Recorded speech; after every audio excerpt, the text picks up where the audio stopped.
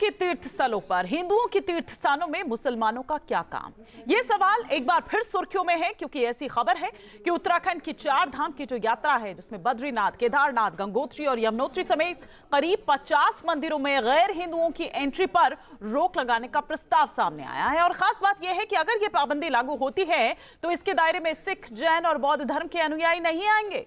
बद्रीनाथ और केदारनाथ मंदिरों का प्रबंधन करने वाली समिति के मुताबिक इस संबंध में प्रस्ताव आगामी बोर्ड बैठक में रखा जा सकता है। उधर उत्तराखंड सरकार ने साधु संतों की राय के अनुसार फैसला लेने की बात कही है। तो फिर सवाल यह है कि क्या हिंदुओं के तीर्थ स्थलों पर मुसलमानों की ही एंट्री को बैन करना है? यही है ना, इसे लेकर एक नई बहस छिड़ गई है, जिस पर राजनीति भी गर्मा गई है। आज इसी पर चर्चा करेंगे। तमाम खास मेहमान इस वक्त हमारे साथ जुड़ चुके हैं, उनका तारुफ मैं आपसे करवा देती हूं। स्वामी चक्रपाणी महाराज इस वक्त हमारे साथ जुड़ चुके हैं, अध्यक्ष हैं हिंदू महासभा के, साथ ही साथ मुफ्ती शमूम कासमी इस्लामिक स्कॉलर हैं, हमारे साथ जुड़े हैं। मुफ्ती अकबर कासमी साहब भी हैं, इस्लामिक स्कॉलर हैं, और मोहम्मद उस्मान इस्लामिक स्कॉलर इस वक्त हमारे साथ जुड़े हैं। लेकिन स्वामी चक्रपाणी महाराज जी, मैं आपसे इस चर्चा की शुरुआत करना चाह रही हूं कि इस फैसले को आप किस तरह से देख रहे हैं? क्या यह फैसला सही है?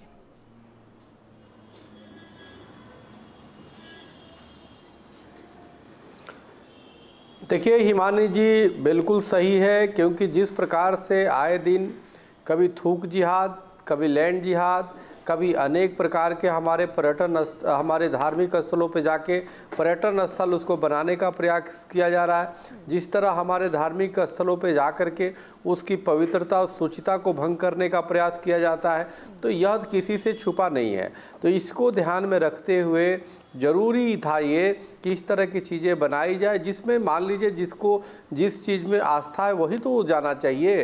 अगर जिसको आस्था नहीं है, अगर उस तरह के लोग वहाँ जाएंगे तो स्वाभाविक है कि वहाँ पे शांति भंग करेंगे, वहाँ की पवित्रता को भंग करेंगे, वहाँ पे दूसरे की भावना को भंग करेंगे। तो ये इसको दृष्टिगत रख के हमें लगता है ऐसा किया गया है, और ये मैं तो इसका बहुत स्वागत करता हूँ। हिंदू महासभा, संत महासभा इसकी स्वागत करती है, यात्रा के लिए या चार इसको सबको पालन करना चाहिए। तो मतलब भारतीय होना नहीं, वैसे तो भारतीय नहीं, वहां पर बाहर से भी लोग आते हैं, विदेशी भी वहां पर आते हैं दर्शन करने के लिए। आप तो अच्छे से वाकिफ हैं इस बात से। तो भारतीय होना नहीं बल्कि हिंदू होना एक जरूरी शर्त हो गई है, एक सर्टिफिकेट हो गया है। स्वामी जी, नहीं, क्यों नहीं होना तो चाहिए ना। मान लीजिए हिंदू होना क्यों नहीं सर्टिफिकेट होगा?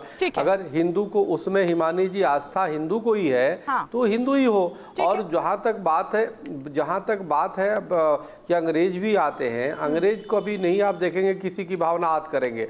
वो तो एक आते हैं दृष्टिकोण में हमारे भारत की आध्यात्मिक ऊर्जा को प्राप्त करने आते हैं। उनको आस्था हो, अगर किसी मंदिर में जाते हैं तो उनको पूजा करने में दिक्कत नहीं होती, तिलक लगाने में दिक्कत नहीं होती, उनको माँ का या भगवान भोले शंकर की भक्ति करने में दिक्कत नहीं, वो करते हैं। तो ऐसा नहीं है। और वो जबकि वो बिल्कुल नहीं जानते, वो तो आध्यात्मिक उनको प्राप्ति के लिए भारत आते हैं, तो इसलिए वो जिज्ञासु होते हैं। तो हमें लगता है कि उनके भी एक गाइडलाइन तैयार की जानी चाहिए, इसमें कोई दो राय नहीं है कि कोई वहां पे आकर के वो ना करे। लेकिन अगर कोई दूसरे कट्टरपंथियों को रोका जा रहा है तो ये और स्वागत योग्य है। ठीक है। मुफ्ती अकबर कासमी साहब, वो कह रहे हैं कि भाई पवित्रता बनाए रखने के लिए, और आस्था की बात यहाँ पर कर रखे हैं स्वामी जी, तो जब जिसकी आस्था है वो यहाँ पर आए, और साथ ही साथ उन्होंने पवित्रता की बात भी यहाँ पर कही, तो इसमें दिक्कत क्या है? पहली बात तो स्वामी जी की बात यहाँ पर मुझे थोड़ा ठीक नहीं लगी। उन्होंने अपनी बातों की शुरुआत लफ्ज जिहाद और थूक जिहाद से किया।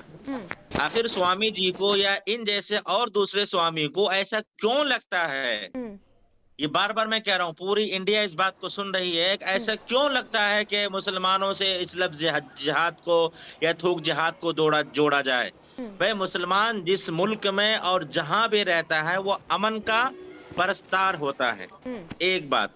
दूसरी बात यह है कि अभी स्वामी जी ने ये कहा कि भाई मतलब वहां जाने की जरूरत क्या है।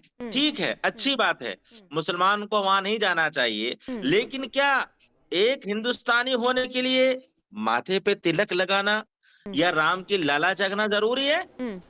क्या मुसलमानों का जो बड़ा बड़ा त्योहार होता है या मुसलमानों की बड़ी बड़ी धार्मिक स्थल जो है, क्या वहां पर किसी भी धर्म को अपने अपने पवित्र स्थल की मर्यादा तय करने का अधिकार है ना? मुफ्ती साहब, आपको भी है ना भाई? नमाज पढ़ने के लिए वहां पर मुस्लिम्स को ही इजाजत दी जाती है ना आपकी मस्जिदों में जाने के लिए।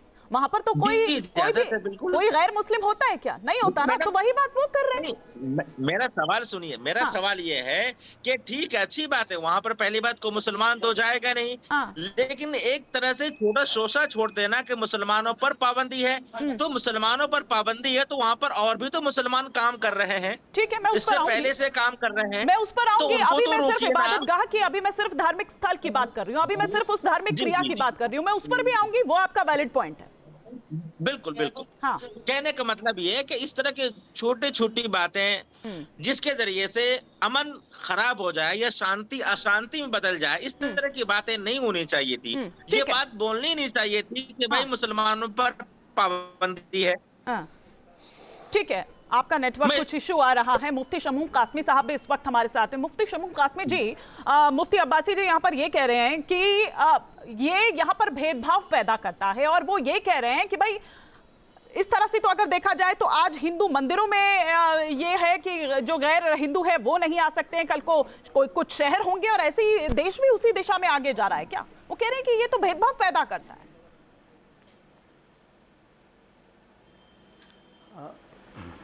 देखिए हिमानी बहन, आज मैं उत्तराखंड राज्य के अंदर यूसीसी को 1 साल लागू हो गया, और उसके जो परिणाम आए हैं, जो आज माननीय मुख्यमंत्री श्री पुष्कर सिंह धामी जी ने उस एक साल के पूर्ण होने पर जो वहाँ उसके कार्यों को बताया, तो मैं उन्हें सुनने के बाद एक बात ये बात कह सकता हूँ। पहले तो मैं अपने मुख्यमंत्री जी का आभार भी व्यक्त करता हूँ और उन्हें शुभकामनाएं भी प्रेषित करता हूँ कि उन्होंने समानता के लिए जो यूसीसी लेकर आए हैं। लोग ये कहते थे कि ये किसी धर्म के खिलाफ है, वो किसी धर्म के खिलाफ नहीं है, बल्कि समानता के लिए है। और माननीय मुख्यमंत्री पुष्कर सिंह धामी जी ने यह भी स्पष्ट किया कि वो सबको साथ लेके चल रहे हैं, वो अन्याय के खिलाफ हैं, नहीं, लेकिन मैं आपको बता दूं, के फेवर में हैं। अब मैं बात कहना चाहता हूँ, क्योंकि यहाँ पर ये कहा कि ये सिख जैन ये उन लोगों पर लागू नहीं होगा, ये उन लोगों पर लागू नहीं होगा। हालांकि बातचीत अभी भी इस पर हो रही है, वो कह रहे हैं हमारे साधु संत जो भी कहेंगे उस पर उस तरीके से फैसला लिया जाएगा, लेकिन इस पर ये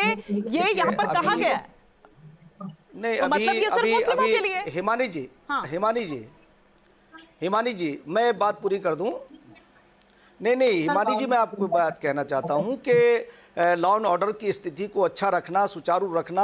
हमारे यहाँ कालनेमी के नाम से एक ऑपरेशन चला। कालनेमी किसे कहते हैं? जो भेष बदल कर जा सकते हैं। तो मुसलमानों को तो खुद एहतियात करनी चाहिए कि जब भी कोई ऐसा धार्मिक क्रियाकलाप हो उसके पास में नहीं जाना चाहिए। और इस धारणा से कोई जिसका जिक्र यहाँ पर स्वामी जी ने कहा, जिस बात पर मुफ्ती अकबर कासमी साहब को दिक्कत हो गई,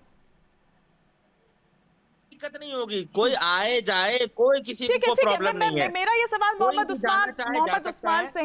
उस्मान से है। लेकिन मैं ये कह रहा हूँ कि मैं मुफ्ती शमूम कासमी से मुखातब हो रहा हूँ, मैं मुखातब होना चाहता हूँ कि अगर वो इसके सक्षम है और इसको हित में है, तो क्या शमूम कासमी साहब जाएंगे? फिर तो उन पर कोई पाबंदी नहीं होगी ना। शमूम कासमी साहब भी तो जा सकते हैं ना वहां पे, उन पर तो कोई पाबंदी नहीं होगी, क्योंकि वो भी मुसलमान है नाम के। जवाब दे दीजिए कासमी साहब, फिर फटाफट मैं फिर मोहम्मद उस्मान साहब का रुख करूंगा। तो पाबंदी नहीं होनी चाहिए ना, वो एक आम नागरिक बनकर के जाए, एक आम साधारण इंसान बनकर जाए, उन पर तो पाबंदी नहीं होगी। ठीक है। मैं ये कहना,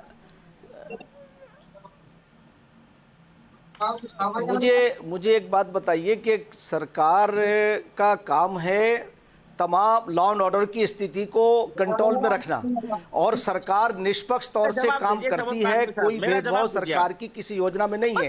हमारे मुख्यमंत्री जी ने साफ मैं कह रहा हूँ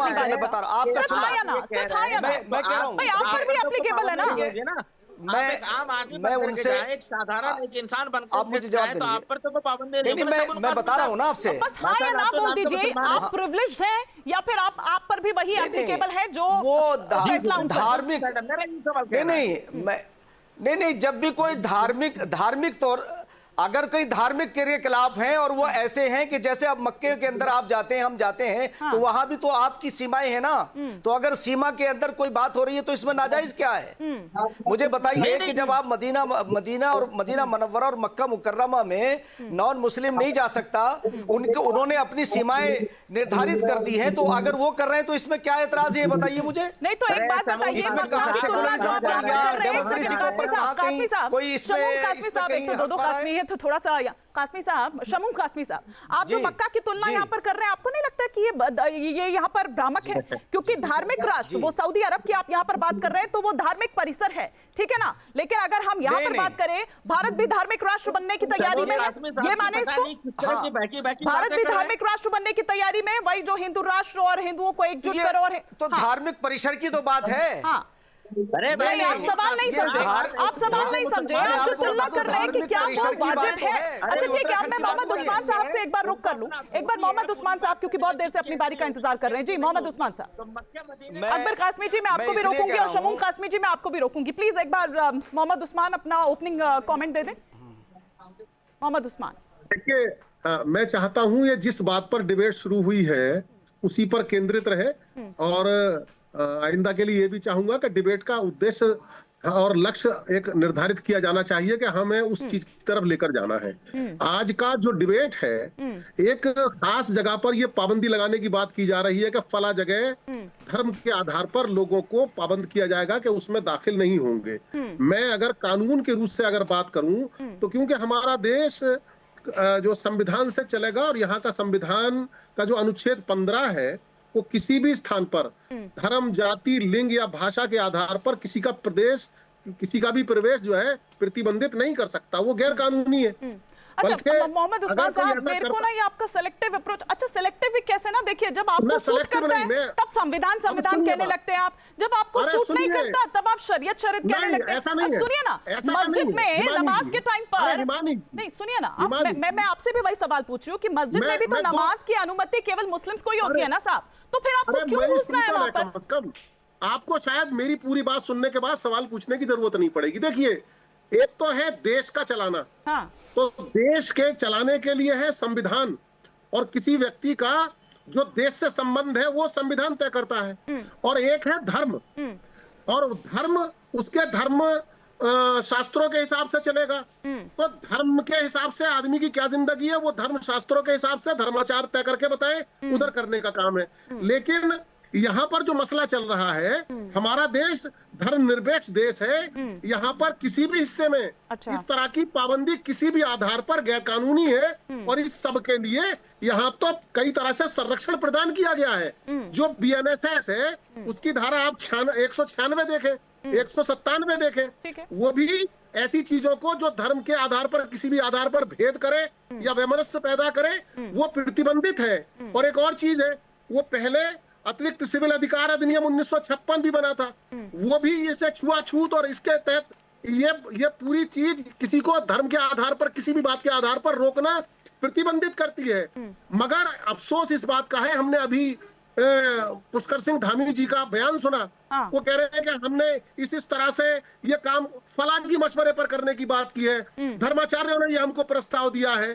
तो ताज्जुब इस बात का है, हमारा देश इस वक्त, उन्होंने कहा कि उनसे मशवरा किया जाएगा और उनके मशवरे पर ये किया गया, दो अलग अलग बातें हैं मोहम्मद उस्मान साहब।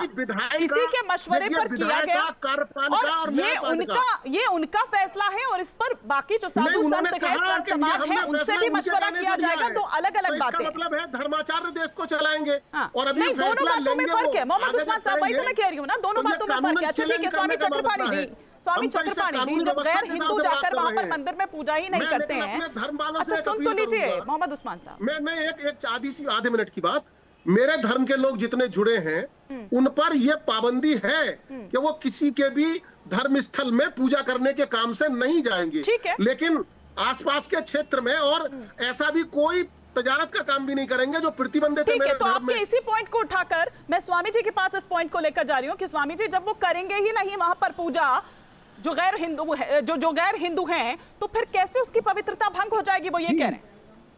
यही सवाल था ना मोहम्मद उस्मान साहब आपका, मैंने स्वामी चक्रपाणी जी से यही सवाल किया है कि फिर उसकी पवित्रता कैसे भंग हो जाएगी। अब जवाब ले लीजिए मोहम्मद उस्मान जी, पहले ये जवाब लेना, उसके बाद एक हिमानी जी, हिमानी जी इस बात को समझिए कोई भी सरकारें, हमारे खास तौर से भारत में हमारी ऐसा इतना अच्छा संविधान है, कोई किसी को नफरत घृणा का इजाज़त नहीं देता, ना ही कोई करता है। वो भी हिंदू, जिसने सर्वे भवन्ति सुखिनः सर्वे सन्तु निरामया सर्वे भद्राणि पश्यन्ति मा चेत् दुर्भाग् भवेत् के सिद्धांत दिया, जिसने पूरे विश्व को परिवार माना। हमने तो किसी को काफिर माना नहीं भाई, वो किसी से नफरत घृणा क्यों कर सकता है। अब रही बात, देखिए बद्रीनाथ केदारनाथ या हमारे देवभूमि का, आप देखो पिछले दिनों से जब कावड़ यात्रा चलती है उसमें कितने वीडियो आप देखोगे, कहीं हमेशा कावड़ को भंग करने का प्रयास किया जाता है, कोई उपद्रवी द्वारा, कोई जिहादी मानसिकता द्वारा। हमें नहीं करे, सभी मुसलमान या सभी हिंदू, कोई हर जगह अच्छा और हर जगह बुरा की सर्टिफिकेट नहीं दिया जा सकता। लेकिन सुन लीजिए, लेकिन एक आदमी सुन लीजिए, आप तो इस्लाम बच्चों की बसों को अगर कुछ लोग ऐसा कर रहे हैं, कुछ लोगों से समस्या है, तो उसके चक्कर में क्या पूरी कम्युनिटी को आप उसकी सजा देंगे? नहीं, सुनिए ना, बच्चों को गुब्बारा पूरे कम्युनिटी को आप बैन कर देंगे। कुछ लोग अगर ऐसा कर रहे हैं स्वामी जी, ऐसा है, देखिए ना, वहां पर तो सदियों से रह रहे हैं भाई। आप इनको चुप कराइए ना, टीवी याद कर रहे हैं, हम बोलने नहीं दे रहे। आप बोलने नहीं देंगे तो फिर कैसे बात आएगी भाई? आप समझते क्यों नहीं? प्लीज मोहम्मद उस्मान आप लोग बोलने नहीं देंगे। स्वामी जी ठीक है, आपने देखिए ये हाल है आप लोगों का। हमारे कासमी साहब तो मौन है, वो चुप है क्योंकि राष्ट्रभक्त मुसलमान है। आप लोग हमें बोलने नहीं दे रहे, आप जिहाद कर रहे हैं, टीवी जिहाद कर रहे हैं आप दोनों लोग, तो ये ठीक बात नहीं है भाई। जब हमारे देश में हमें बोलने नहीं दोगे तो बात कैसे रखी जाएगी? देखिए मूल विषय यह है, आपको अपने सवाल का जवाब मिलेगा ना मोहम्मद उस्मान साहब। लेकिन स्वामी जी मैं ऐड ऑन कर रही हूँ, आपने जो कहा कि कुछ लोग इस तरह से करते हैं। स्वामी जी, अरे मोहम्मद थोड़ी देर के लिए मोहम्मद उस्मान साहब का प्लीज फेडर डाउन कर दीजिए। स्वामी जी आप कह रहे हैं कि कुछ लोग इस तरह से कर रहे हैं, लेकिन अगर कुछ लोगों से समस्या है तो उसके चक्कर में आप पूरी कम्युनिटी को बैन कर देंगे। वो अचानक से जो इतने सदियों से वहां पर रह रहे, वर्षों से रह रहे हैं, तो अचानक से वो अछूत हो जाएंगे। आखिर वो आज तक नहीं, आप बताओ हिमानी जी, आज तक किसी भी आतंकी, किसी भी कोई भी जो हमारे इस बहुमत के हिंदुओं के बहुसंख्यक देश में आखिर लाखों हिंदू बेटी बहनें लव जिहाद के शिकार हो जाती है। क्या ये दोनों साहब बैठे हुए हैं जो विरोध कर रहे हैं, इनसे पूछो कभी उनके खिलाफ फतवा जारी किया है? क्या कन्हैया कुमार के हत्यारे के खिलाफ फतवा जारी किया है? क्या किसी जो एक तो कोई हिंदू देवी देवता की आरती कर देता उसके खिलाफ फतवा जारी कर देते? सवाल यह है कि जब मूर्ति में आपको आस्था नहीं है भाई तो क्या करने जाओगे? आप कहे तो हराम है मूर्ति पूजा, मंदिर के भीतर की बात कर रहे हैं ना, आपके मंदिर के भीतर ना जाए, लेकिन उनके रोजगार की, उनकी आजीविका की अगर बात करूं, लेके चलूंगा ठीक है, लेकिन उनके रोजगार की, उनकी आजीविका की अगर बात करूं, क्योंकि देखिए मैंने पहले भी कहा कि सदियों से वहां पर रह रहे, पीढ़ियों से वहां पर रह रहे हैं, उनकी आजीविका का क्या? क्योंकि वो भी तो प्रभावित हो रहा है। वो ये कह रहे हैं कि हम क्या करें, हम कहां जाएं, हम तो वर्षों से यहाँ पर रह रहे हैं। आपके कारीगर हो, आपके दुकान में हो, आपके घोड़े खच्चर वाले हो, वो तो सारे मुस्लिम ही हैं। नहीं, जिस मंदिर पे हिमानी जी, जिस आप बताइए, जिस विभाग में किसी को आस्था न हो, विश्वास न हो, उसमें उसको नौकरी नहीं करनी चाहिए। जिस धर्म में आस्था नहीं हो वहां पे जाके क्यों दुकान व्यवसाय करोगे? ये बात सिर्फ यहीं तक है, एक धार्मिक क्रिया तक कि भाई ठीक है आप मंदिर के भीतर प्रवेश ना करें, आप गर्भगृह में ना जाएं, लेकिन रोजगार और आजीविका की अगर मैं बात करूं तो उसका क्या जवाब दें? ये पूर्ण रूप से प्रतिबंध है या सिर्फ पार्शल? मैं यहाँ पर कहूँ कि मंदिर के गर्भगृह के भीतर नहीं जाना, भाई मंदिर के भीतर प्रवेश नहीं करना आपको। सही सवाल। नहीं, मैं देखिए जो माननीय मुख्यमंत्री जी का विजन है, जो संतों ने बात कही है कि भाई उस एरिया में न जाएं, ऐसा नहीं है कि कहीं देश में या हमारे प्रदेश में कहीं आने जाने पर प्रतिबंध है, ऐसा नहीं है। वो संतों की एक मांग का जिक्र कर रहे थे, तो उन्होंने ये कहा कि अगर संत ये चाहते हैं कि हमारे क्रियाकलापों के अंदर कहीं कोई बाधा ना पड़े तो मुसलमानों को वहां जाने से खुद ही एराज करना चाहिए। अकबर साहब क्या दिक्कत है? अकबर कासमी वो कह रहे हैं कि भाई गर्भगृह में नहीं जाना, भाई बात हो गई ना कि मस्जिद में जिस वक्त नमाज अदा की जाती है, भाई गैर मुस्लिम होते हैं वहां पर नहीं होते उस वक्त, तो गर्भगृह में मंदिर के भीतर नहीं, यहाँ के मुसलमान सब सुरक्षित हैं। वो ये कह रहे हैं भैया आप अपना रोजगार करते रहिए, यहाँ सब मुसलमान सुरक्षित हैं, घोड़ा खच्चर चलाते रहिए, आपको कौन रोक रहा है? सुरक्षा की परिभाषा क्या है? अकबर कासमी जी से मेरा सवाल है जी, वो कह रहे हैं कि गर्भगृह के भीतर जाने की बात हो रही है, यही बात तो ऐसा है अकबर साहब, आपको मैं बता दूं कि आप सीधे साधे मुसलमानों को वर्गलाओ मत। यहाँ सारे लोग सुरक्षित हैं, कोई अवैध पर कोई भी प्रतिबंध नहीं है, अवैध पर है जो आप एक नागरिक के हैसियत से पूरा देश और प्रदेश स्वतंत्र है, ऐसा नहीं है। आप ऐसा भ्रम ना पैदा करो। यहाँ मुसलमान सुरक्षित है और यहाँ यूसीसी के ऊपर आप शोर मचाते थे, मोहम्मद साहब आप समझे नहीं है, किसी के खिलाफ नहीं है। वो कह रहे हैं कि सिर्फ गर्भगृह के भीतर जाने की बात हो रही है, मतलब पार्शल है ये। आप अपना रोजगार चलाते रहिए, आप अपनी आजीविका करते रहिए। वो कह रहे हैं उस पर थोड़ी ना कोई ये पूर्ण रूप से बैन लगाने की बात थोड़ी कही है, वो तो सिर्फ उस परिसर के भीतर जाने की बात हो रही है। वही तो आप लोग भी करते हैं ना भाई, जब मस्जिद में उस वक्त नमाज हो रही होती है, क्या किसी को अंदर जाने की अनुमति होती है? अकबर कासमी जी, हाँ या ना का जवाब दीजिए, हाँ या ना का जवाब दीजिए। अकबर कासमी, नहीं होती ना किसी को इजाजत? अकबर कासमी जी, नहीं, इस तरह से नहीं चलेगा ना, हाँ या ना का जवाब दीजिए। क्या किसी को अनुमति होती है उस वक्त मस्जिद के भीतर जाने की इजाजत होती है? नहीं होती है ना अनुमति, नहीं होती है ना इजाजत। बस उतनी ही बात है, उतनी ही बात है, उसको तोड़ मरोड़ कर ना पेश किया जाए। तो वही तो वो कह रहे हैं कि आप अपनी कम्युनिटी में ये जो भ्रम पैदा कर रहे हैं, ये जो बरगला रहे हैं, वो ना करिए। ऐसा कैसा हो सकता है कि आप करें तो ठीक और दूसरा करे तो गलत? नहीं, मैं वही तो कह रही हूँ कि आप करें तो ठीक और दूसरा कह रहे तो फिर आप विक्टिम कार्ड खेलने लगते हैं, वो नहीं चलेगा ना। ये पार्शल है, वो ये कह रहे हैं। शमूम कासमी जी ने यही कहा। चलिए ठीक है, लेकिन मैं इस पर और आगे आपसे इस पर और आगे आपसे बातचीत करती, लेकिन समय इतनी इजाजत दे रहा है, माफी के साथ आपको रोक रही हूँ। बहुत शुक्रिया आप सब मेहमानों का हमारे साथ जुड़ने के लिए। आपके मोबाइल पर तुरंत आएगी ब्रेकिंग न्यूज, स्क्रीन पर सबसे पहले दिखेगी बड़ी खबर, देश दुनिया की हर खबर एक जगह। अब आपके मोबाइल पर तुरंत फटाफट इंस्टॉल कीजिए न्यूज नेशन ऐप और रखिए खुद को अपडेट।